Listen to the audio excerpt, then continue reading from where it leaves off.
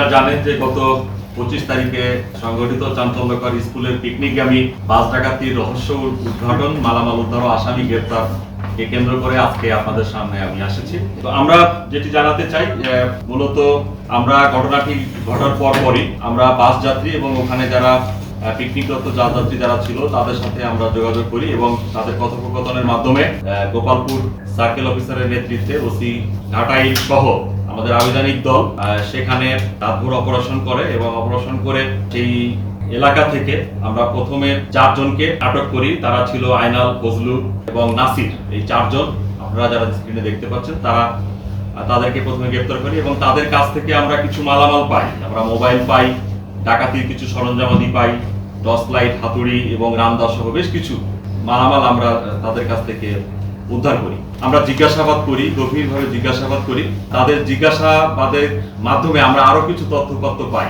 এই ঘটনাটির সাথে। মূলত এরা 4 জন ছিল লোকাল একটি গ্যাং। এই লোকাল গ্যাংটির সাথে আরো কিছু আন্তঃজেলা গ্যাং এটার সাথে ইনভলভ ছিল। এই ঘটনাটা আমরা তাদের মাধ্যমে, তাদের তথ্যপত্র, তাদের জিজ্ঞাসাবাদে আমরা কিছু আরো তথ্যপত্র পাই। সেই তথ্য উপাত্তকে নিয়ে আমাদের আভিযানিক দল পরবর্তীতে গাজীপুর মেট্রোপলিটন এলাকার বাসন থানা এলাকা থেকে আমরা 2 জনকে গ্রেপ্তার করি। সেই 2 জন হলো শরীফ ও রূপন। মূলত শরীফের কাছ থেকে আমরা কিছু মালামাল পাই এবং এই মালামালের ভিতরে আমরা লুণ্ঠনকৃত মোবাইলও পাই।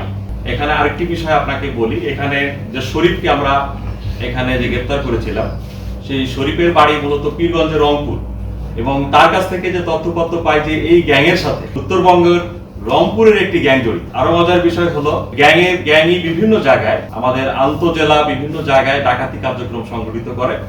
এই আন্তঃজেলা ডাকাতের একটি সক্রিয় গ্রুপ তারা রংপুরের পীরগঞ্জে অবস্থান করছে। তো রংপুরের পীরগঞ্জের উদ্দেশ্যে আমাদের আভিযানিক টিমটি ওখানে রওনা হয়ে যায়, তাদেরকে ফলো আপ রাখতে থাকে এবং ওখানে আমাদের যে ইনফরমার আছে তাদের এবং তথ্য প্রযুক্তি সহ সকল বিষয়কে মাথায় নিয়ে তাদেরকে গ্রেপ্তারের উদ্দেশ্যে আভিযানিক দলটি তাদেরকে ফলো করতে থাকে এবং একটা পর্যায়ে সন্ধ্যার পরে আমাদের আভিযানিক দলটি দেখলো এবং আমরা দেখতে পারলাম যে তারা ইতোমধ্যে উত্তরবঙ্গের আরো উত্তরের দিকে পঞ্চগড়ের দিকে ধাবিত হচ্ছে এবং পঞ্চগড়ের ঠিক তেঁতুলিয়ায় একটা জায়গায় তারা তাদের কোনো পরিকল্পনা ন্যস্ত আছে বলে আমাদের কাছে প্রাথমিকভাবে ধারণা আমরা করতে পারি। একটা পর্যায়ে আমরা রাতে জানতে পারি যে তারা একটি ডাকাতি কার্যক্রম পরিচালনার কাজে প্রস্তুতি নিচ্ছে। সত্যিকার অর্থে সেই মধ্যরাত্রিতে তেঁতুলিয়া থানাধীন আজিজনগরের একটি জায়গায় এই ডাকাতির এই টিমটাই, যাদেরকে আমরা কিনা ফলো করছিলাম, সেই টিমটাই কিন্তু তারা একটি বাসায় ডাকাতি কার্যক্রম সম্পন্ন করে ফেলে এবং পরবর্তীতে ডাকাতির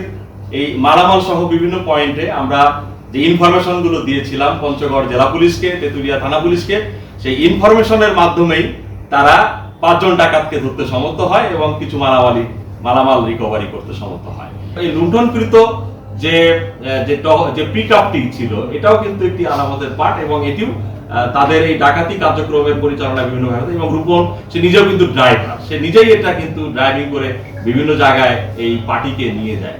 আমি আরো বলতে চাই যে টাঙ্গাইল জেলা পুলিশ একটি ডাকাতি ঘটনা ঘটেছে এবং আমরা চেষ্টা করেছি যত দ্রুত সম্ভব মানুষকে জানানো যে বাংলাদেশ পুলিশ তথা টাঙ্গাইল জেলা পুলিশ যে কোনো ঘটনা ডিটেকশনে, রহস্য উদ্ঘাটনে এবং আসামি গ্রেপ্তার, মালামাল উদ্ধারের ক্ষেত্রে আমরা যে খুব দ্রুততম সময়ের ভিতরে পারি এবং আমাদের পেশাদারিত্বের মাধ্যমে এই গ্যাংটাকে যে আমরা রহস্য উন্মোচন করতে পারছি আপনাদের মাধ্যমে, এটা আবারও আমরা প্রমাণ করতে চাই যে বাংলাদেশ পুলিশ একটি পেশাদার পুলিশ বাহিনী এবং আমাদের সদিচ্ছা আন্তরিকতার মাধ্যমে আমরা আইন শৃঙ্খলার যে কোনো বিপর্যয়ে আমরা যে কাজ করতে পারি এটি তারই একটি উদাহরণ হিসেবে থাকবে।